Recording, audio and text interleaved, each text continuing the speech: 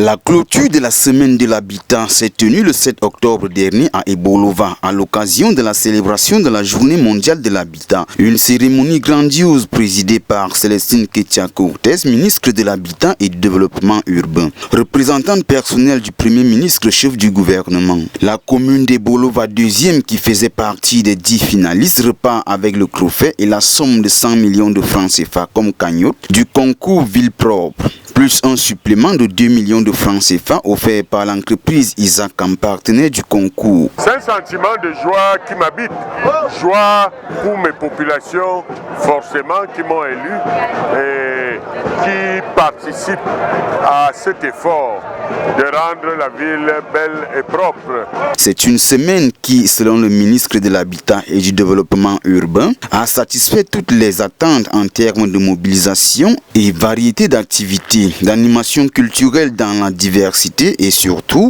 d'ateliers de formation dédiés aux jeunes célébrés ici depuis le 30 septembre. La commune d'Nkambé dans le nord-ouest vient en deuxième place de Ville Propre. Nous arrivons à travailler parce que la paix c'est l'ingrédient primordial, l'environnement propice pour pouvoir rendre la ville propre.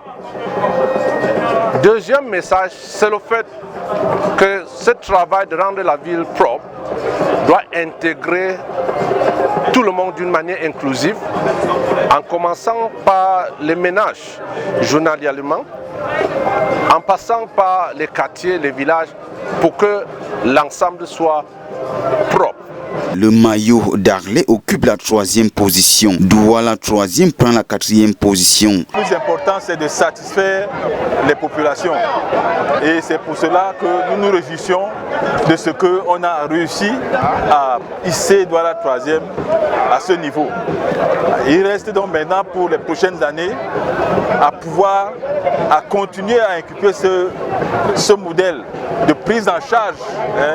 Il faut que les populations elles-mêmes prennent en charge la propriété de leur ville. Tandis que la région du centre sort en 5e position avec la commune de Mbalmayo. Pendant une semaine, la ville d'Ebolova dans la région du sud a vibré au rythme de l'habitat.